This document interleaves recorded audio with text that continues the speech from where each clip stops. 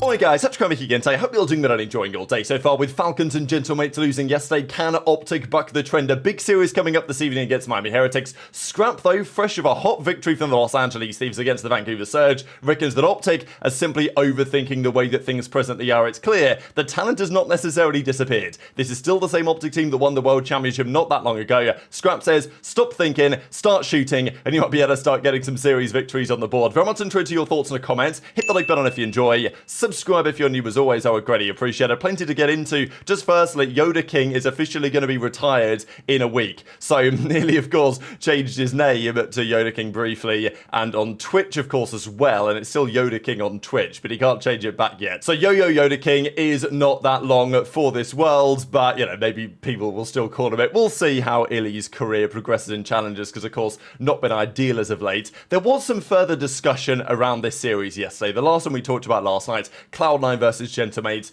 it was a slammage, it was really bad. Sib had a 1.7, Attach had a 1.6, it doesn't get much worse than that. I mean, Priestahh had a 0.7, 0.7, 0.7, 0.8, not pretty at all. Look, I think Lynz, as much as I've been of the opinion that he at least can be a serviceable player, he's no HyDra. I think nobody really believes that, apart from maybe the team want to believe that themselves. But he's been okay, statistically anyway. His decision-making, though, is a bit of a question mark, and I've been of the opinion that it's possible to form a team that is competitive with Lynz in there, but maybe you're not going to be able to form a winning team with Lynz in there, and at the end of the day, that's what Gentlemates are really trying to do. The reality is right now they are so far behind where they need to be, and their likelihood of making the World Championship at this point is probably nigh on 1% down there with the Falcons, because they're on 20 points, they're so far behind, and their team's an absolute shambles. Kismet's been their best player, undoubtedly, really. Lunas has come in and really struggled. I just think the system does not really fit what, you know, he might want to do on the map, and Lynz is making some mistakes. So I think the question mark is, Priesthah's been in and out, Skyz has been in, and it's been a real shambles, right? So the question is for Gentlemates, what do you do with this roster now? Is it a decision as, okay, let's build around Lynz, bring in Cobra, and just try and build a French team, kind of do what the Falcons are doing, but with whatever French players they can muster that aren't called HyDra? Or you say, we're not going to bother with that anymore, we're going to build around Kismet and just form a squad from there? Because it's possible, but, you know, at the end of the day, I think even at this point in the season, they've got to be thinking about next year. And like, okay, next year, where do we want to go? Because this year is probably already chalked, to be honest. On the other side of the stage, though, great result for Sib and the Cloud9 guys. I thought it was nice, like, Sib's perspective on his play, saying that, you know, I've always got full confidence, even when I was doing 0.7s, that I was the best player in the game. And right now, he's not looking far off, to be fair. Kismet obviously wasn't very happy about the result. He just said, GG, C9, no other words. And, you know, people in the replies like, you're doing all you can, you deserve a better team. So, yeah, we'll see what they decide to do next, but obviously not great. And there was also discussion on what Ghosty had to say about it on their watch party last night. Apparently Ghosty, well, I mean, understandably, he's not very happy about how things are going. He didn't say anything particular except the team sucks. He talked about Hook before the games and repeated the same thing he's been saying for weeks, that he'd rather bet on the future, as in Lynz, than take Hook, who might be the better in the moment, but isn't the long-term choice. Now, this is pretty interesting, right? Does Ghosty know what he's talking about? Maybe, but yeah, it's difficult, isn't it? Because if you're fully all in on Lynz as the future of the franchise, you do strap yourselves to some degree in a pretty difficult spot potentially, because it's obviously not working here. Are you going to build around Lynz again? Maybe. You could bring in Hook as well. It's not an impossibility, but there seems to be a feeling from Ghosty that if you bring in Hook, you've got to get rid of Lynz. And look, I don't think they should necessarily bring in Hook for Lynz. I don't think it really changes the game massively. I think they need probably wider changes than just that. But yeah, if the future is Lynz, then the future ain't looking especially bright. Not right now. I do think Lynz is a player with potential, but he was okay last year. This year, I mean, he started really well, of course, at the start of last season. Since then, it's kind of not been great. They tried to get HyDra and Scrap, obviously, and form the team that Thieves did on Gentlemates. That didn't happen, and yeah, it's been only really downhill from there. So wishing them the best, but I just think right now it's a bit of a nightmare. Now, Falcons, also a bit of a nightmare. I just wanted to quickly mention this was one of the sickest graphics I think I've ever seen. I actually didn't catch it yesterday, but the Falcon coming in to get the squirrel, right, which of course is Toronto's mascot. Honestly, like, the graphic designer deserves all the cash, basically, and the team does not necessarily. They're trying their best. At least they bring the passion, I guess. That is one thing you can say about the Falcons. You watch them play, the passion is there. Like, they're trying.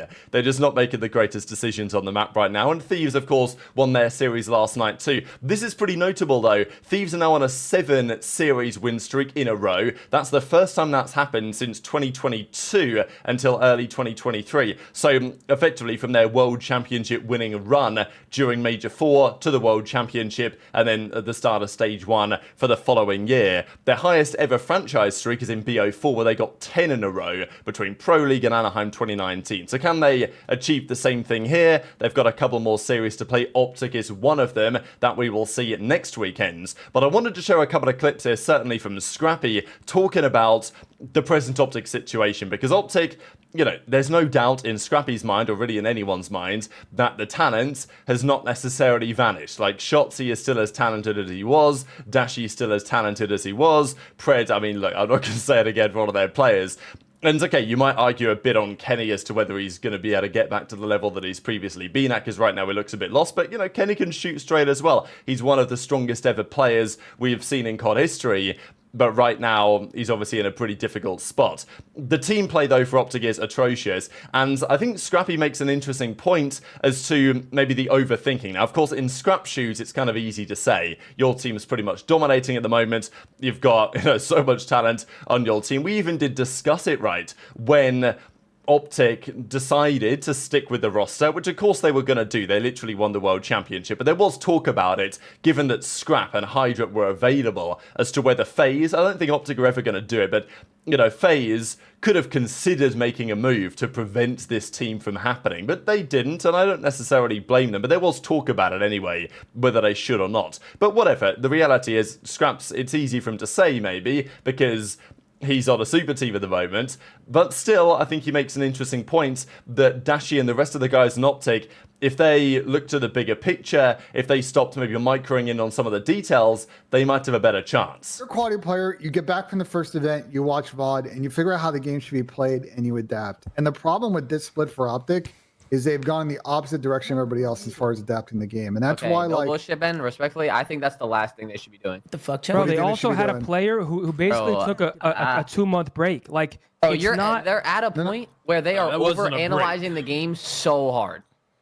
Bro, right now... So you think they should simplify it, is what you're saying? I mean, bro, I just think you go out and play. I think you just play. I think you go in the scrims and you just fucking play. You don't give a fuck if you win or lose. You just play at this point. You think they're overthinking it, Ernie? You think they're overthinking it? 100%. Yeah, that's 100%. I think they're overthinking it too. I think they're in their own head. I think they're in their head. So do you agree that OpTic are overthinking things as it presently stands? I think, to be honest, it's kind of difficult not to, really, as it goes. But also, we don't really know what their approach is in practice behind the scenes. Are they grinding out VOD review and watching what the top teams are doing, watching what they are doing? Maybe, maybe not. But there's been talk about this in the past, that some teams in a slump, they tend to play better when they say, you know what, let's just take a bit of a break.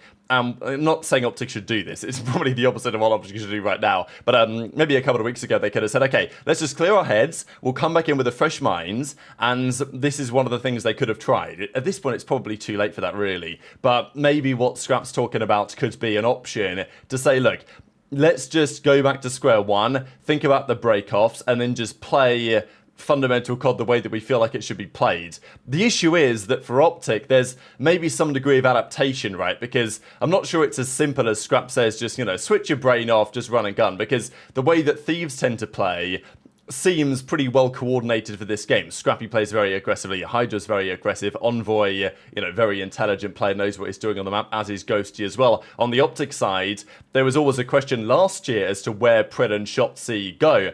I think for OpTic, I'm not necessarily sure this is the solution, but I'm not sure what the solution exactly is, just because if Shotzzy and Pred, if you let them play their game that they want to play, I don't really know if they'll work that well together, not on this title. I think we even kind of saw that, right? Like when OpTic were playing a few weeks ago now, And Pred was just, he'd just come back. He'd not been integrated back into the team again. And it seemed like Pred was just making the plays that he thought were the right plays to make. And he was, hitting flanks and getting kills, but kind of being pretty useless, right? Like this game requires, especially the spawns and the map design and everything, you can get away with Pred's plays maybe on previous couple of titles. On this game, if Shotzzy's going to be flying in and Pred's hitting a wrap, it's not really going to work. And I think that OpTic need to consider that, right? It's not just like, let's just play our own games, guys, and see what happens. Because I feel like if you fall into that trap of playing a little bit more individually, because you're just going to not think and shoot and play what you want to do, then it could be problematic. On the other hand, though, if you're speaking as Scrappy potentially is in terms of just play together, right? Maybe that's a fair strategy, because the OpTic talent is undeniable. If they run around the map together and just trade things out, no thinking, right, just play together, then, maybe that's a reasonable solution. So we'll see. OpTic must have done, surely, worked hard over the last few days.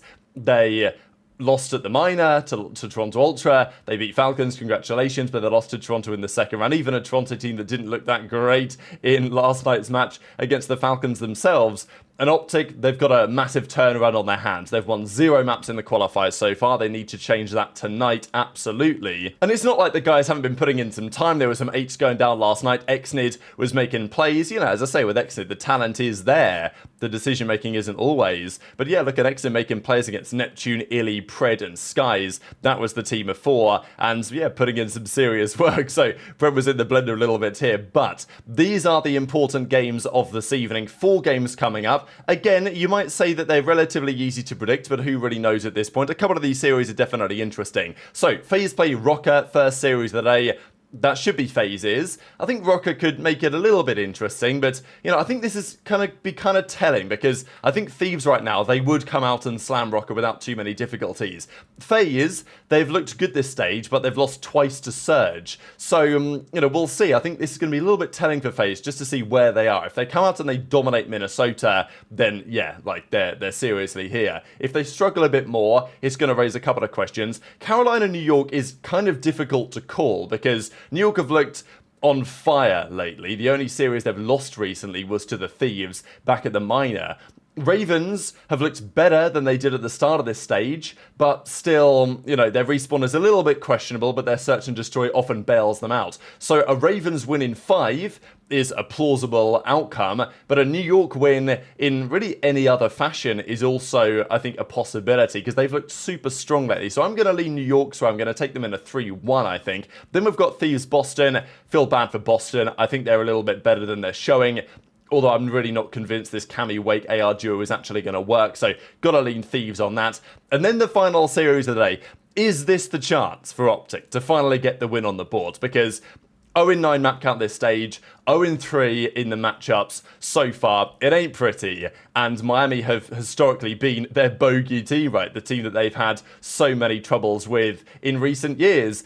And OpTic play them tonight. Now, Miami this year, they're pretty good in the standings. They came 3rd at the majors. They got loads of points. But they are 6-11 series count. It's not great. But online, they can cause issues for really any team at times. They play at a really fast pace. And if, OpTic aren't able to match that with the teamwork and the trades, then it could be a bit of a struggle. Again, I've not seen anything from OpTic over the last couple of weeks that makes me confident that they'll win this series.